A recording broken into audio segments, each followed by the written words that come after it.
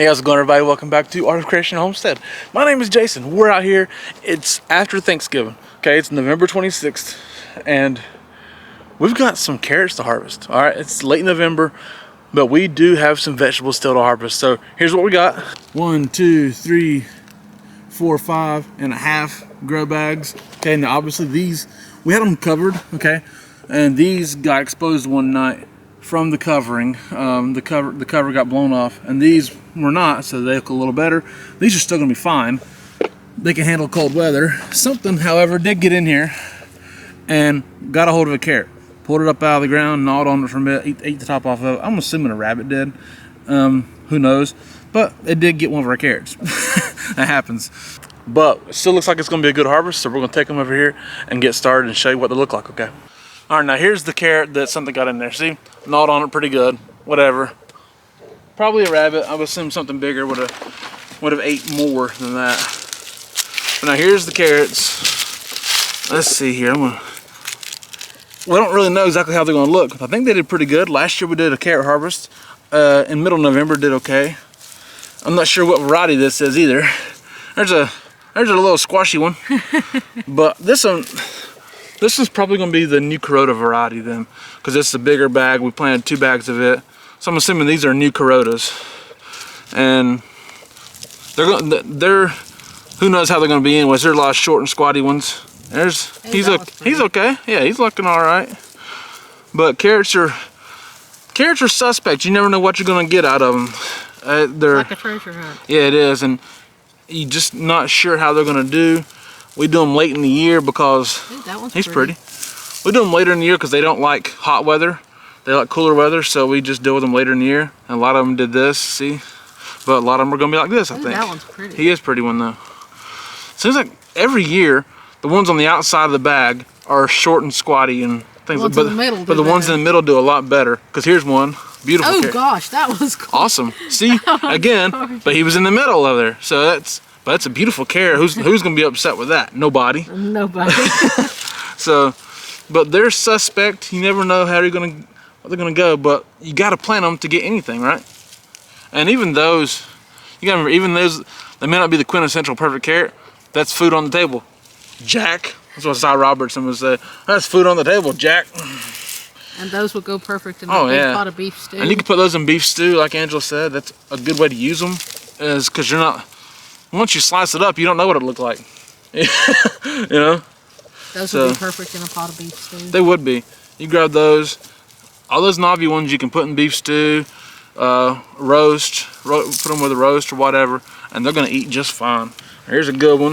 Look at that. He's a nice carrot. Wow, he's beautiful. Beautiful carrot. Man, that was a fat one. Yeah, it's a good fat top there. That one will make good maple glazed carrots. Make good anything. Good. And here's another good one. Yep. Wow. Yeah, he's a big one then. Yeah, that's a nice carrot. Look at that. All right, here's the second bag. That's a smaller bag. The first bag was a 15-gallon bag. This is a 10. Ooh, that was pretty. Yeah. Now again, I don't know which variety this is. That had to be the new Kuroda because we planted a new Kuroda in a big bag. But the other varieties, we planted a new Kuroda in a smaller bag too. We also planted Scarlet Nantes in a smaller bag. So I don't know which is which because they're going to look similar at this point. Yeah. The Scarlet Nantes is a short, squatty carrot, but so is the new Kuroda in a way. So, don't really know which is which here. And also transplanted some in other bags too, so I don't know what. There might be mixed bags. Some of them is going to be mixed, I believe, yeah. So this might be a Scarlet Nantes. It just didn't seem to do as well as the new Kuroda variety that we had grown in the other bag. Well, there's still some nice carrots in there to use, but in our experience with the Scarlet Nantes is they need more specific conditions than the new Kuroda. The new Kuroda seems to do well no matter what. Now this bag was nothing but transplants, so I don't really know honestly how good they're going to do at all.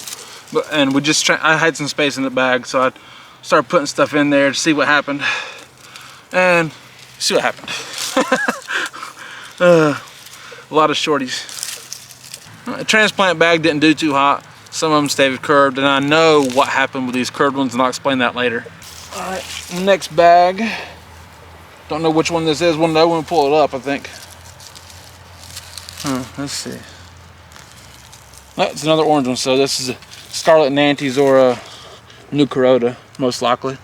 All right, here's the next bag. That last bag was a little thin. We did a lot of this based off of wanting to do some comparisons, because last year we did nothing but New Carotas, and we were pleased with it, but we wanted to see what else worked well. And so we tried 3 varieties: New Carota, Scarlet Nantes, and this one is Kyoto Red. So it's a long, slender red carrot. And so this is, again, I thought we planted 2 bags of Kyoto Reds. Maybe we had some transplants in there. Who knows what's going on? But so that's obviously not Kyoto Red. More curved ones. Now I will explain to you what I believe happened with these curved ones. When I thinned these carrots and wound up transplanting a lot of them, I don't believe that I made sure the roots were straight down well enough, because I know I fertilized them well. I know I did all that stuff well, so I believe I didn't take the time to make sure the roots were pointed down as well as they should have been, because I know I did this in a hurry. So that's what's going on here, I believe, with a lot of this, because see how curved they all are. Good strong roots, see, but so I believe I left the tail end of the root curved every time, and that might create that curvature. But and these are still usable carrots, by the way. Very usable carrots, even though they're not as long as you would like. There's still meat there. There's still flesh there. There's a good one. See? Yep. He's a little better. That's a pretty one. So I bet you this is I bet this is a New Carota bag, just by looking at it. We know from growing the Kyoto Red before, they can be sketchy. They're tougher. They're more difficult. Just simply are. Ain't bad. That one's not a bad one. Ain't bad. Okay, last bag here, and these have to be red. There's no options there, I don't think. So you see, that's a different shade. That's a different color. So even the stubby one is a different color. So these have to be red for sure. And we've never really had great success with these, but the only time we really planted them was when it got too hot, too fast. And these do not want hot weather at all. These do not deal well with hot weather. So there's going to be some different ones in here. That's not bad. That's not bad. That's not bad for these. They say these can get like 12 inches long, which would be an insane thing. It's would be really difficult to get them to 12 inches, I think. You'd have to do them in a raised bed or grow bag, medium like we're doing here. But it'd be really tough to get them to 12 inches, I think. It's pretty. It's a pretty carrot, no matter what. It's a very pretty carrot, and they taste good. They're very sweet. The ones we did have before were high in flavor, so it's almost worth the effort to try. But just know that they're more difficult. Let's see what this one does. See, he spun. So you can see again how that root's curved, and I believe I just left them all curved. He's not bad though. No, not at all. Not bad. I mean, they're not a thick carrot like the New Carotas would be thicker. No. These are not thick carrots, so you're gonna get a long, slender root no matter what you get. Ooh, he's gorgeous. That's a pretty carrot. That one's gorgeous. That's just a pretty carrot no matter what. Look at that. I don't know if you can see it in the sunlight as well. It's got a good color. We'll have them better after they're washed off. They'll probably have a better color then. That's a beautiful color. Let's see what this one looks like. No, he's gonna be curved. Well, maybe not. No, that's not. Hey, that's nice though. That one's a nice one. It's still curved, but I like when they're curved like this. I kind of like them because this is a homegrown look. This is just real life. And everything's perfectly straight. That's just real life right there. But that's a beautiful carrot. Yes. It'll be high in flavor. High in flavor. Oh, same way. Beautiful. See. So that's worth the effort. Yes. To get carrots like that's worth the effort. As you're pulling them, you can actually smell carrot. Yeah. Oh, that one's a good one. It is. Now, honestly, you're going to get frustrated with yourself if you're pulling carrots and you get some carrots that look like this and some carrots that look like this, because you want them all to look like this, right? The reality is, when you grow carrots, they're not all going to look like that.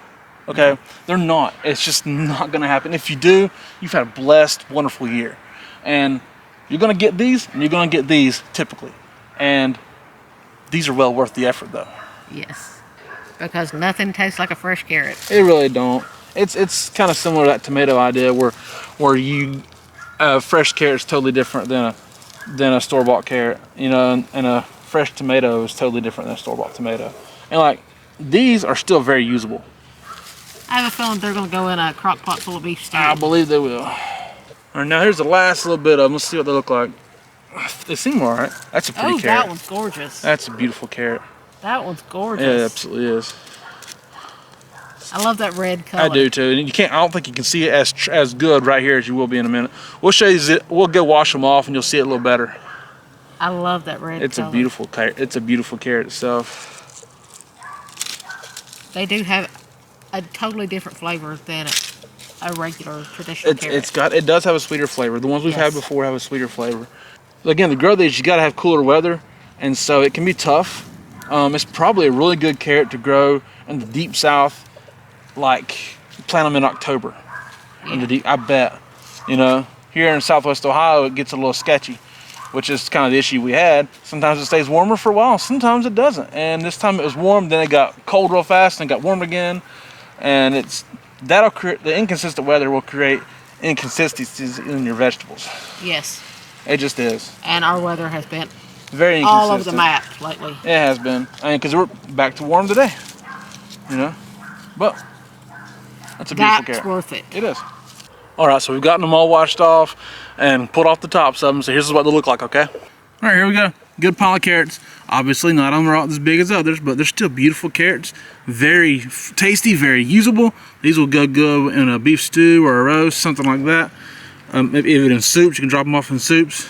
Very tasty. We've gotten them all washed off and the tops cut off of them, like we said.